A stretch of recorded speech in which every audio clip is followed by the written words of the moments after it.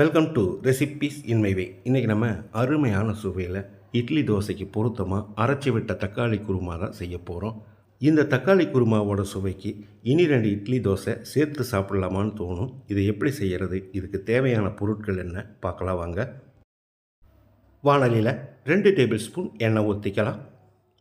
ஒரு துண்டு பட்டை, 4 கிராம்பு, 3 ஏலக்காய், அரை டீஸ்பூன் மிளகு, 1 டீஸ்பூன் சீரகம், 2 வரமிளகாய், 100 கிராம் அளவுக்கு சின்ன வெங்காயம், 100 கிராம் அளவுக்கு ஒரு பெரிய வெங்காயம். வெங்காயத்தை லேசாக செவக்கிற அளவுக்கு வதக்கிடலாம். வெங்காயம் வதங்கிருச்சு. 1 இன்ச் அளவுக்கு ஒரு துண்டு இஞ்சி, 3 பல் பூண்டை தட்டி வச்சுருக்கேன். இதை போட்டு பச்சை வாசனை போகிற அளவுக்கு வதக்கிடலாம்.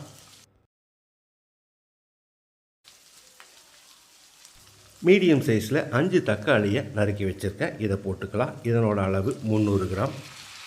1 டீஸ்பூன் உப்பு, கொஞ்சமாக மல்லித்தழையையும் போட்டு தக்காளியை நல்லா மசிகிற அளவுக்கு வதக்கிடலாம்.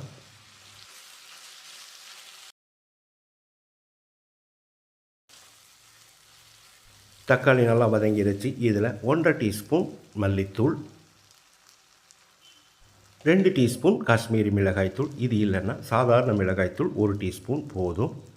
ஒரு 10-20 செகண்ட் இதை பிரட்டி விட்டுடலாம். எல்லாமே நல்லா வதங்கிருச்சு. இதை எடுத்து ஆற வச்சிடலாம். மிக்ஸி ஜாரில் 1 டேபிள் ஸ்பூன் சோம்பு, 1 டேபிள் ஸ்பூன் பொட்டுக்கடலை, 1 டீஸ்பூன் கசகசா, இது ஆப்ஷனல் தான். 1 கப் அளவுக்கு துருவின தேங்காயை சேர்த்து கொரகொரப்பாக அரைச்சி எடுத்துக்கலாம். இப்போ இதோட நம்ம வதக்கி ஆற வச்சுருந்த தக்காளியை சேர்த்துடலாம். 1 கப் அளவுக்கு தண்ணி ஊற்றி அரைச்சி எடுத்துக்கலாம்.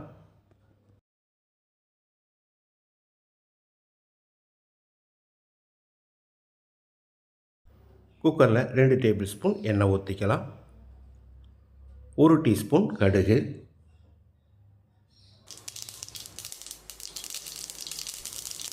1 கொத்து கருவேப்பிலை. இப்போ ஸ்டவ்வில் தீயை குறைச்சி வச்சு நம்ம அரைச்சி வச்சுருந்த பேஸ்ட்டை ஊற்றிடலாம். ஜாக்கிரதையாக ஊற்றணும், இல்லைன்னா மேலே தெரிக்கும். கூடவே தேவையான அளவுக்கு தண்ணி சேர்த்துக்கலாம். நான் ஒரு 1.5 கப் அளவுக்கு தண்ணி சேர்க்கிறேன்.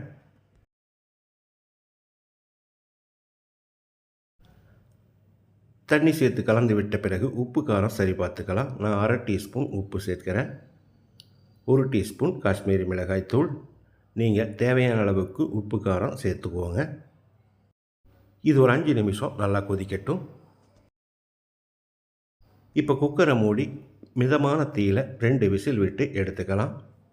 இந்த மாதிரி குக்கரில் விசில் விட்டு எடுத்தால் திறந்து பார்க்கும்போது நல்லா எண்ணெய் தெளிஞ்சு மேலே வந்து நிற்கும். அதே சமயம் டேஸ்ட்டும் நல்லாயிருக்கும்.